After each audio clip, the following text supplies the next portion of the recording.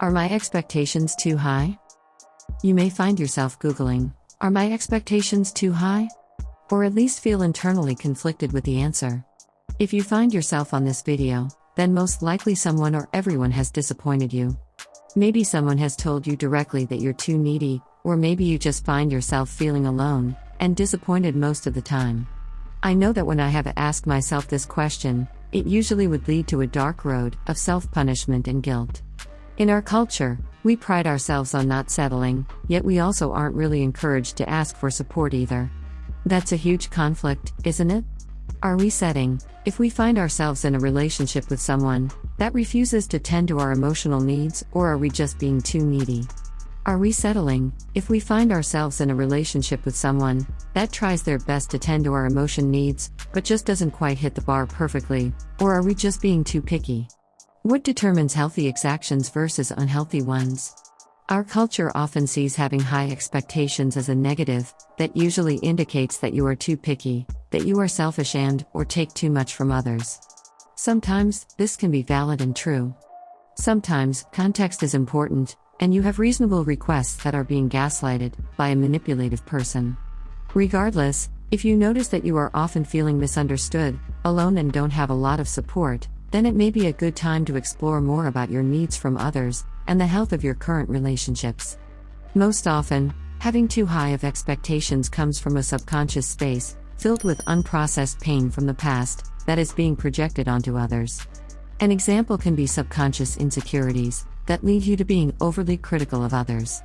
You expect that a personal healthy boundary will be honored. You trust unconditionally and hope that others do, too.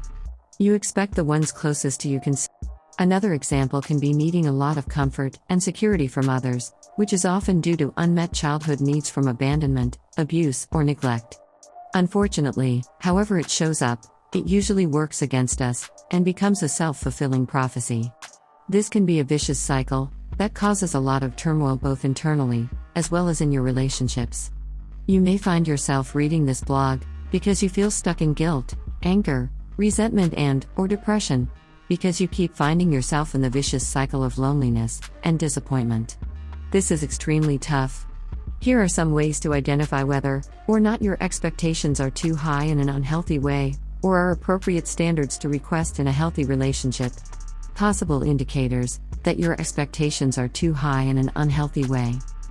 You have a painful history that you may not have fully addressed. You find yourself disappointed in others more often than you are grateful for them and their actions. You feel disrespected a lot. You are disgusted with most people. You don't have a lot of compassion, especially for those that have hurt you or have done something you deem as wrong. You are very judgmental to others. You are very self-critical. You don't know how to self-soothe or talk yourself out of the fear of rejection, abandonment or not being accepted. You don't easily feel comforted by anything, even if you ask for something specific. You don't easily feel happy or it's often short-lived. You're a perfectionist and demand perfection from others. You expect that everyone should behave the way that you want them to. You struggle with forgiveness. You struggle with giving people the benefit of the doubt. You often feel resentment and anger towards others.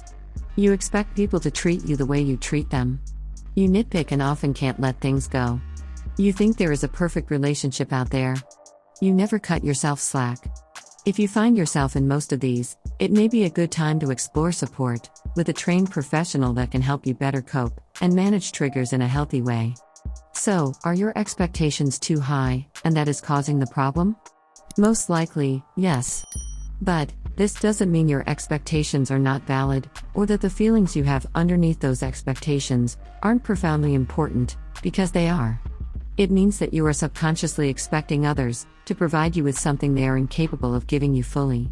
Generally speaking, this isn't because they don't care, but because what you are often needing from others, you need to give to yourself first. If you are too judgmental and don't let anyone in, you need to start giving yourself grace for being imperfect and for making mistakes. If you demand a lot from others, you need to start focusing on patience and compassion for others' complicated journeys. Either way, you have to practice self-love. Possible indicators that your expectations are not too high and in fact are healthy.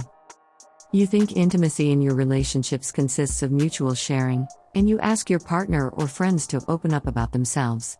In turn, you like to be asked about yourself and want to feel safe expressing it. You often like to go to your partner/friends for emotional support when you're feeling upset. This looks like wanting their genuine presence and lending an ear. You request open communication from the people who are closest to you, but forgive and work through moments when it may be challenging.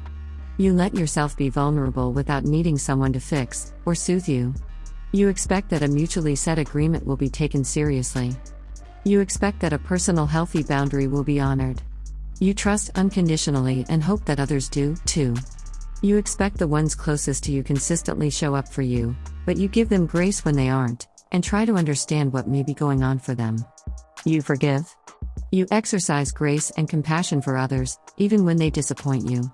You understand that relationships aren't tit for tat, but you do have needs within the relationship that honor your feelings.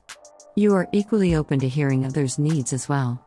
You do your best and hope that others will, too. But again, you're flexible when they can't. You exercise self-love, compassion and grace when you aren't at your best. If the people in your relationships make you feel bad for having these expectations or needs and requests, then you may want to start identifying the health of your relationships with a professional.